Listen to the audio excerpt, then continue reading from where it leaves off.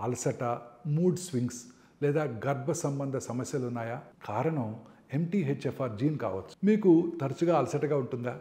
Mood స్వింగ్స్తో బాధపడుతున్నారా? ప్రెగ్నెన్సీలో సమస్యలు ఉన్నాయా? ఇది కేవలం ఒత్తిడి వల్ల కాకపోవచ్చు.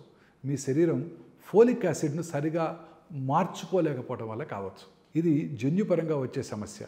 MTHFR జీన్లో కొన్ని మార్పులు ఉన్నప్పుడు ఫోలేట్ అనే పుష్కలమైన విటమిన్ను శరీరానికి అవసరమైన రూపంలోకి మారదు.